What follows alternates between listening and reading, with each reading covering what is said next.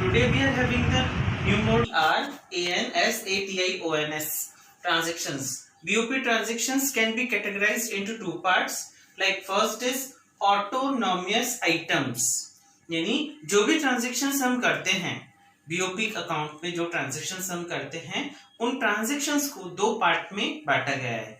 यानी कि मैंने बता दिया है आपको पहले भी that economic transactions are recorded in the BOP account.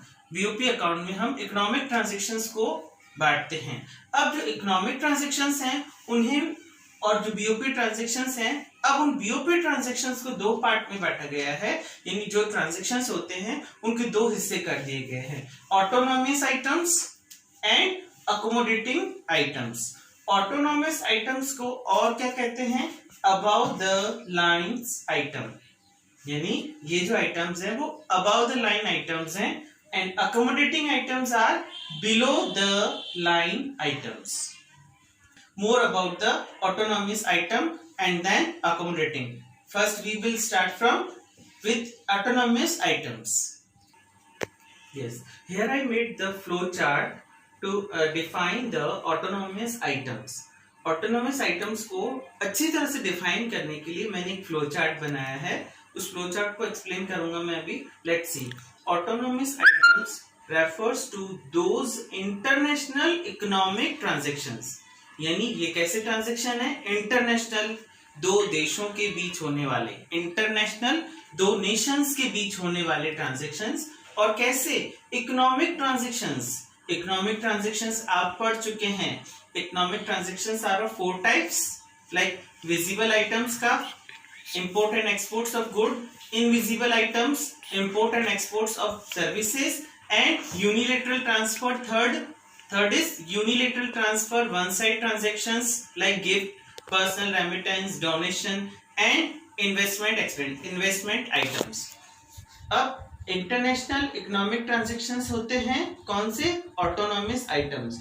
अब इसमें ऐसे ट्रांजेक्शंस हम रिकॉर्ड करते हैं जो इंटरनेशनल है और इकोनॉमिक ट्रांजेक्शन है with the aim of economic motive, जिनका मोटिव क्या है, इकोनॉमिक मोटिव. इकोनॉमिक का मतलब वही होता है जो पैसा कमाने के लिए किया जा सकता है.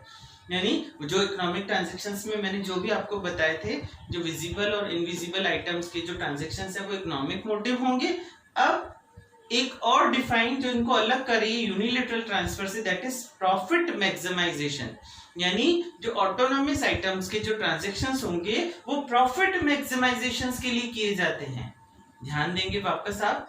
यानी autonomous items are those international transactions, those international economic transactions with economic motive, with the aim of economic motive and profit maximisation, जिनका काम होता है प्रॉफिट कमाना. प्रॉफिट कमाने के उद्देश्य से जो काम किए जाते हैं, जो ट्रांजैक्शंस किए जाते हैं, उन ट्रांजैक्शंस को हम ऑटोनॉमस आइटम्स कहते हैं. एक एग्जांपल के थ्रू मैं आपको समझा रहा हूं. सपोज इन इंडिया में, दिस इज इंडिया में किसी फॉरेनर ने, किसी विदेशी कंपनी ने इन्वेस्ट किया है. कोई फॉरेन कंपनी है जिसने इंडिया में इन्वेस्ट किया है. मैं एग्जांपल से समझा रहा हूं. कोई फॉरेन कंपनी है जिसने इंडिया में इन्वेस्ट किया है $2 बिलियन का इन्वेस्ट किया है. और ये $2 बिलियन का जो इन्वेस्ट किया है that is for profit maximisation. और जो ये 2 अरब का जो डॉलर का जो इन्वेस्टमेंट किया है इंडिया में, ये प्रॉफिट कमाने के लिए किया है. तो इंडिया में इस तरह का इन्वेस्टमेंट क्या कहलाएगा, ऑटोनॉमस ट्रांजैक्शंस या ऑटोनॉमस आइटम ट्रांजैक्शंस. क्योंकि कोई इंटरनेशनल हो गया, क्योंकि इंडिया में इन्वेस्ट किया है किसी विदेशी कंपनी ने. अब इकोनॉमिक मोटिव है और प्रॉफिट मैक्सिमाइजेशन है. यानी ये चीज इसको डिफाइन करती है कि इस तरह का जो ट्रांजैक्शंस है वो ऑटोनॉमस आइटम्स के थ्रू आएगा. नेक्स्ट मैंने डिफाइन के बाद लिखा है कि ऑटोनॉमस ट्रांजैक्शंस को हम दोनों तरह से बता सकते हैं, करंट अकाउंट में भी एंड कैपिटल अकाउंट में भी. C, autonomous items transactions can take place both, दोनों तरह से जगह ले सकता है, दोनों तरह के अकाउंट में आ सकता है. कैसे, करंट अकाउंट में करंट अकाउंट में हमने कैसे ट्रांजैक्शंस पढ़े थे? इकोनॉमिक ट्रांजैक्शंस जो प्रॉफिट मैक्सिमाइजेशन के लिए होते हैं, like transactions of visible items and invisible items, यानी कि import and exports of goods. Visible items को हम लेंगे इधर, विजिबल आइटम्स के जो भी ट्रांजैक्शंस होंगे तो उन्हें हम ऑटोनोमस ट्रांजैक्शंस कहेंगे, क्योंकि प्रॉफिट मैक्सिमाइजेशन के लिए हो रहे हैं, तो इन्हें हम रिकॉर्ड करेंगे करंट अकाउंट में। In the current account, on the current account, we will maintain the visible items transactions as autonomous transactions. Visible item के ट्रांजैक्शंस को हम ऑटोनोमस की तरह बताएंगे, क्योंकि विजिबल आइटम्स की ट्रांजैक्शंस को हम प्रॉफिट मैक्सिमाइजेशन के लिए करते हैं। जो भी हम चीज एक्सपोर्ट कर रहे हैं उससे प्रॉफिट मिलेगा हमको, और जो चीज हम इंपोर्ट कर रहे हैं और उसको भी हम अपने देश में बेच करके रुपया कमा करके उसको पे करेंगे। तो इस तरह से जो करंट अकाउंट में भी ऑटोनोमस ट्रांजैक्शंस आते हैं। और अब कैपिटल अकाउंट में कैसे आते हैं? On the capital account, receipt and payment of long term loans. Receipt करते हैं, रिसीप्ट एंड पेमेंट किसका करेंगे? लॉन्ग टर्म लोन्स का। लॉन्ग टर्म लोन का बाय द प्राइवेट इंडिविजुअल्स, किसी प्राइवेट पर्सन ने, प्राइवेट कंपनी ने अगर फॉरेन से लोन लिया है या फॉरेन ने उससे लोन लिया है, तो एक दूसरे का इस तरह का जो लेन देन है, रिसिप्ट और पेमेंट, उस वो भी इकोनॉमिक ट्रांजैक्शंस होगा और दो देशों के बीच में होगा, और ये ऑटोनोमस होगा क्योंकि ये प्रॉफिट को मैक्सिमाइजेशन के लिए किया गया है। जो भी किसी ने हमारे यहाँ इन्वेस्ट किया है, वो एग्जांपल मैंने आपको बताया था जस्ट अभी कि उस तरह का जो रिसीप्ट होगा, किसी फॉरेन कंपनी ने हमारे देश में इन्वेस्ट किया है, तो जो जितना भी अमाउंट इन्वेस्ट किया है वो प्रॉफिट मैक्सिमाइजेशन के लिए किया है और किसी फॉरेन कंपनी ने किया है, तो इस तरह का ट्रांजैक्शन कैपिटल अकाउंट का टर्म होगा। लेकिन इस तरह का जो ट्रांजैक्शन होगा उसे ऑटोनोमस आइटम भी कहेंगे, इस बात को ध्यान रखना है।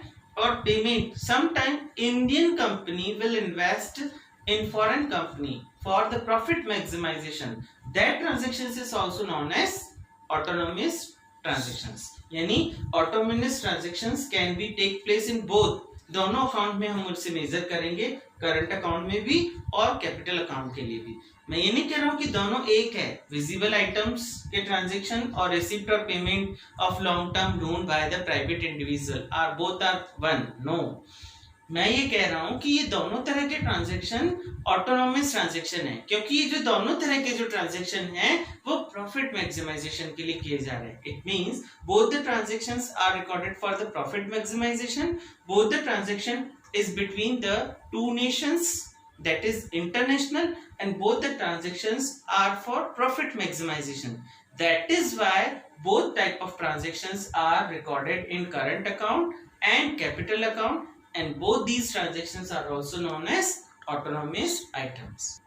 Surplus, to cover deficit or surplus in autonomous transaction, यानी autonomous transactions को मैंने बताया था आपको current account और capital account दोनों में मेंशन कर सकते हैं। अब इस तरह के जो ट्रांजैक्शंस हैं, अब वो नेट कॉन्सिक्वेंस शो करेंगे, कॉन्सिक्वेंसेस शो करेंगे, यानी एट लास्ट बताएंगे कि कितना नेट वैल्यू आया। मैंने आपको बताया था that BOP accounts are based on double entry system. It means two sides are there, credit and debit. If credit items are there, it means we get more receipts according to the capital account, and if we get if the credit side is more in current account, it means we export more items। It means last consequences से हमें पता चलेगा कि deficit है या surplus है। तो उस डेफिसिट और सरप्लस को कवर करने के लिए जो ट्रांजैक्शंस होते हैं, that transactions are known as accommodating items transactions। Once again I am explaining you that accommodating transactions are refers to those transactions which cover the deficit or surplus। Deficit और surplus को cover करता है इन accommodating transactions by the net consequences। It means जब, यानी ये ऐसा कह सकते हैं कि डिसइक्विलिब्रियम को कवर करता है या ये कंपनसेट करता है कैपिटल अकाउंट को भी और करंट अकाउंट को भी। तो इस तरह से दोनों ट्रांजेक्शन्स, अकोमोडेटिंग ट्रांजेक्शन्स जो हैं वो ऑटोनॉमस ट्रांजेक्शन्स के साथ साथ होंगे। ऑटोनॉमस ट्रांजेक्शन्स का जो रिजल्ट आएगा ना, उस रिजल्ट के बिहाफ पर हमें जरूरत पड़ेगी तो इस तरह के ट्रांजेक्शन्स, अकोमोडेटिंग ट्रांजेक्शन्स करने पड़ेंगे। और ये ट्रांजेक्शन्स क्यों करने पड़ेंगे? डेफिसिट कवर करने के लिए या सरप्लस कवर करने के लिए, जो कि डेफिसिट सरप्लस क्यों होगा? इन ट्रांजेक्शन्स के बिहाफ पर होगा।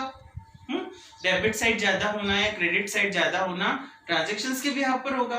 और ये लास्ट में हमें पता पड़ेगा नेट कॉन्सिक्वेंसेस कि which side is greater, which side is smaller. तो उस ग्रेटर और स्मॉलर साइड को इक्वल करने के लिए, कंपनसेट करने के लिए we need to do more transactions and that transactions are known as accommodating transactions. Yes, next topic we are having deficit in BOP. BOP balance of payment. अगर balance of payment के जो transactions हैं, यानी मैंने आपको बताया था autonomous और अकोमोडेटिंग ट्रांजेक्शन्स तो हम कवर करते हैं डेफिसिट और सरप्लस को, लेकिन जब हम ऑटोनॉमस ट्रांजेक्शन्स के बाद नेट कॉन्सिक्वेंसेस देखते हैं, ट्रांजेक्शन्स के नेट कॉन्सिक्वेंसेस देखते हैं, तो मैंने आपको बताया कि that BOP account is based on two double entry system, that is credit side and debit side. If inflows are more, inflow ज्यादा है, inflow of foreign currency is more, यानी बहुत अच्छी बात है, receipts are more, but it means surplus condition है। अगर inflow of foreign exchange are more, यानी foreign exchange ज्यादा है, inflow ज्यादा हो रहा है foreign currency का, तो ये बहुत अच्छी बात है, surplus होना तो। लेकिन deficit होना देश को परेशानी में डालता है। A country must be in difficulty if it is face the deficit. But we know that to need to cover the deficit, we do the accommodating transactions. But deficit in BOP, मैंने बताया था that BOP is based on two sides, that credit and debits. If inflows are more, है ना, inflows are more, then it means foreign exchange is more, है ना, then we do not need to worry. But if deficit is there, we need to make it correct through the less use of imports and less use of that type of transactions which cause the loss of foreign exchange. It means we need to cover the deficit as possible as we can.